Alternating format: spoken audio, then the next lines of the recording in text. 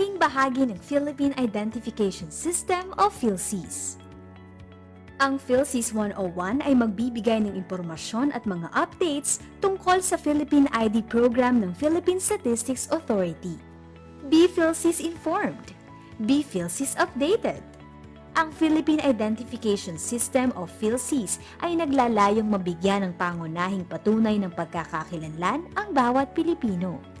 Kilala rin bilang Republic Act 11055 na nilagdaan ni Pangulong Rodrigo Roa Duterte bilang batas noong Agosto 2018. Ang Philsys ay naglalayong mas mapabilis ang mga transaksyon sa pampubliko at pribadong sektor sa pamamagitan ng pagtatag ng pangunahing patunay ng pagkakakilanlan ang bawat Pilipino.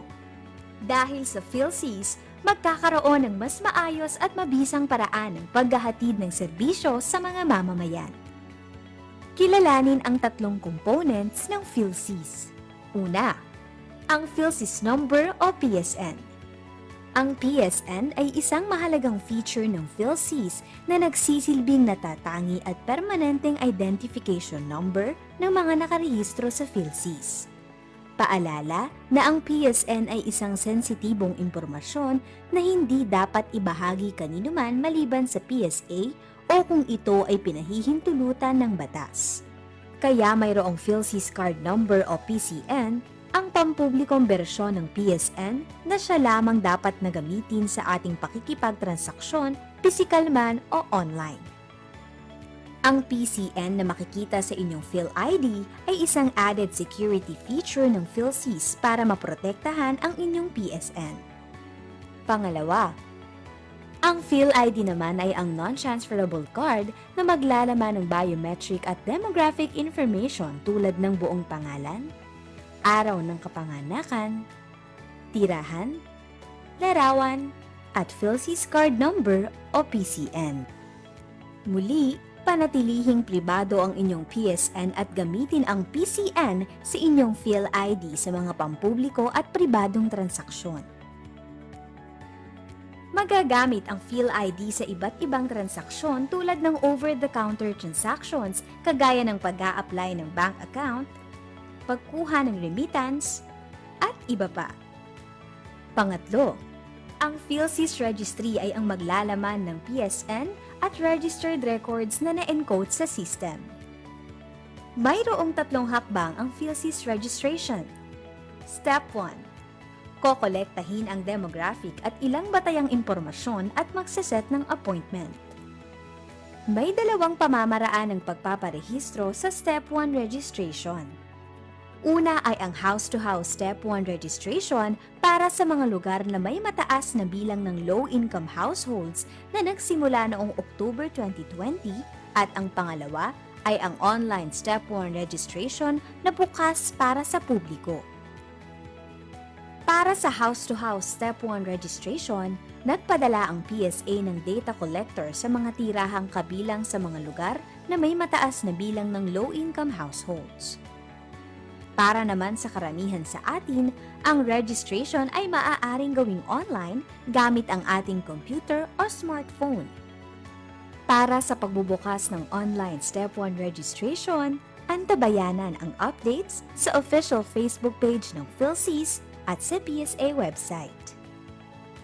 Para sa house-to-house registration sa mga lugar na mataas ang bilang ng low-income households, una, may darating na PSA enumerator sa inyong tahanan upang kolektahin ang inyong demographic at ilang batayang impormasyon tulad ng inyong pangalan, kasarian, araw at lugar ng kapanganakan, blood type, address, kung kayo ba ay Filipino o resident alien, at iba pang impormasyon na optional ninyong ibibigay tulad ng marital status, cellphone number, at email address. Sunod ay itatanong ng PSA enumerator kung ano ang iyong available supporting documents. Isa lamang sa mga documentary requirements na ito ang dadalhin sa pangalawang hakbang ng Philsys registration. Philippine Statistics Authority issued Certificate of Live Birth at isang government-issued identification document na naglalaman ng buong pangalan, front-facing photograph, at pirma o thumb mark. Philippine passport na inisyu ng Department of Foreign Affairs. Unified Multipurpose Identification Card na inisyu ng Government Service Insurance System o Social Security System. Valid student permit o non-professional professional driver's license mula sa Land Transportation Office. Kung walang maipakikitang primary documents, maaaring magdala ng isa sa alinmang secondary supporting documents. PSA-issued Certificate of Birth, NSO-issued Certificate of Live Birth with Birth Reference Number, LCRO-issued Certificate of Live Birth, PSA-issued Report of Birth, PSA-issued Certificate of Foundling, Integrated Bar of the Philippines Identification Card, Professional Regulatory Commission ID, Seaman's Book, Overseas Workers Welfare Administration ID, Senior Citizens ID, SSS ID, Pantawid Pamilyang Pilipino ID, License to Own or Possess Firearms ID, NBI Clearance, Police Clearance o ID, Solo Parents ID, PWD ID, Voters ID, Postal ID, Taxpayer Identification Number ID, PhilHealth ID, Philippine Retirement Authority PRA-issued Special Resident Retirees Visa, National ID from other countries, Residence ID from other countries. Tatanggapin din ng PSA ang mga sumusunod na IDs kung ito ay naglalaman ng front-facing photograph, signature o thumb mark, full name, permanent address, at date of birth. Employee ID, School ID, Barangay Clearance o Certificate, Barangay ID, City o Municipal ID. At ikaw ay kukunan ng litrato kasama ang supporting documents na iyong ipakikita. Pagkatapos ay ipaalam sa PSA enumerator ang inyong libreng araw at oras para sa pangalawang hakbang ng Philsys registration. Pagkatapos kumpirmahin ang schedule, mayroong appointment slip na ibibigay ang PSA enumerator. Ingatan at dalhin ang appointment slip kasama ng inyong supporting documents sa araw ng inyong appointment para sa Step 2 registration. Step 2. Iva-validate ang demographic information at kukunin ang biometrics. Sa araw ng inyong appointment, pumunta sa designated registration center sa inyong lugar, dala ang inyong dokumento at appointment slip. Dito kukumpirmahin kung tama ang pre-encoded information mula sa Step 1 Philsys registration.